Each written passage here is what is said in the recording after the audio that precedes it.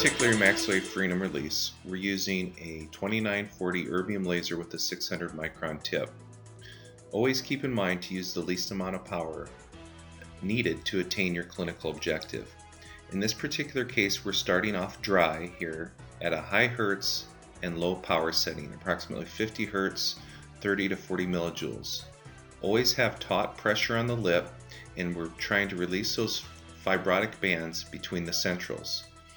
Again, because we're using such low power here, we're not going to create scar tissue between the centrals to promote further problems in the future. What we're doing here is using very low power.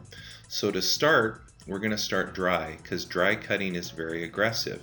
But when we use low powers, there's no charring. When we implement water, there's almost no trauma or edema. So what Dr. Olmos is doing here is he's getting a bulk of the fibrotic tissues between the centrals out of the way first, always applying taut pressure. As you can see there, see the frenum start to release?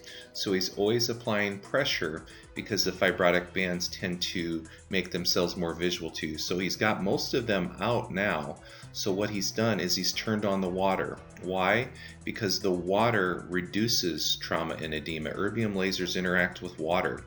So that is just a surface interaction. We will create no scar tissue, so we always want to end with water. But one of the downfalls of water is that there's not as much hemostasis. So you can see here when we get in the zone that I've highlighted, which is more vascular, now we don't want water. We want that laser to be dry so it coagulates better. So what we want to do here is we want to keep in mind we always want to keep that taut pressure on the lip and focus our energy only on those fibrotic bands.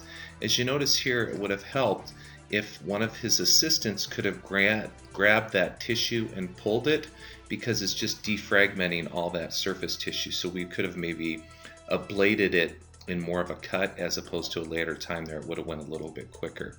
As you can see here, he's just getting that remaining tissue out of the way, and again, always pulling on the lip. And what you want to do is focus your energy on the fibrotic bands only. That's why he's moving up and down and in constant motion. He's trying to target that energy only to the fibrotic bands and not get into the vascular tissue. Again, if your assistant can grab and pull, it'll help with that little annoying piece of charred tissue that he's trying to get out of the way there. And again, have your assistant have suction as close as possible, but notice how clean that is. Now here you can actually see him release the exposure a little bit more to get a little bit more release, and you can see those fibrotic bands release.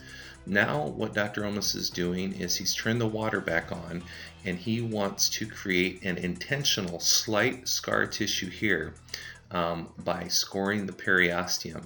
It's a slight score. He's not going very deep at all, just enough you can see there on the corner just to see a little bit of white, and that's it. Then when the frenum reattaches, it'll stop at that spot.